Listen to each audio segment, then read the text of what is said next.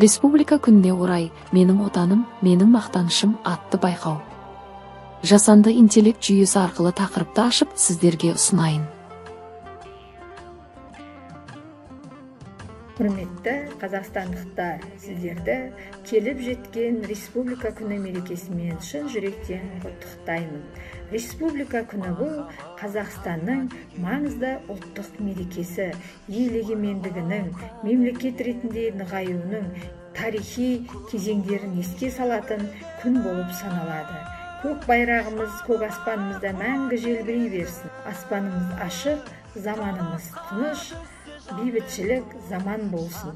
Тағы да Республика күні құтты болсын.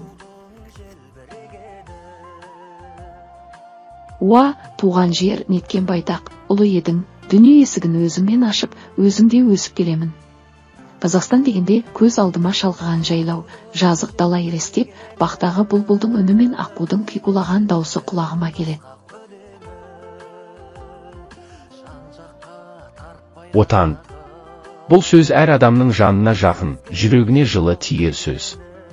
Кімге де болсын қымбат ұғым. Қазақ жері жүрегі қазақ деп соққан әр азамат үшін қастерлі. Отанымның даласы Алтайдан Атырауға дейін созылып жатыр. Оның жусан иісі аңқыған еркежелі бетімді өбеп, мені еркелете түседі. Сондықтан туған елімнің тауы мен тасы, суы, бәрі бірге ыстық. Әркімнің туған жері жерұйық дегендей, қайсы бір жан үшін өз отаны қашанда ыстық көрінеді. Құс ұясыз болмайтындай адам отансыз болмайды.